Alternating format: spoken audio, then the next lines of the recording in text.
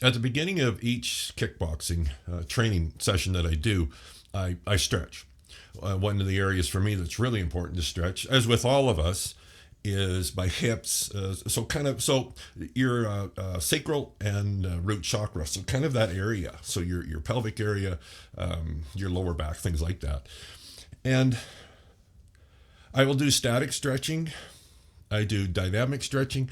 And one of the things I do, it's like, I'll call it rocking stretching. So I'll kind of, with my hips, so I'll get my hips moving and I'll kind of find where they start to feel constricted. And I'll just kind of move into that and then I'll roll out of it. And then I'll move into it and I'll roll out it. Not fast, not ballistic moves, but kind of roll in and roll out. Now, why do I do that? Because when we stretch a muscle, especially when you're stretching its limits, if you will, initially it's going to react. So when you want to sort of lengthen it, it wants to contract. And it's important that we work with that contraction. That's what I find, right? So you kind of go in, contract, okay, relax a little bit, then go back in and relax a little bit. Now, how does this apply to manifesting? I find more often than not, especially when you start to see the reflections out here, or if you see a significant movement out here, there's going to be a reaction.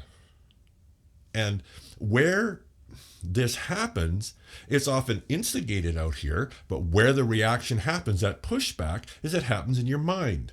Because that's where you're creating, right? You're creating in the non-physical in your mind. And when you see that step, that noticeable step, it's not uncommon that there's that resistance. So think of that as a reaction, just like a muscle, because that's what you're doing. You're stretching.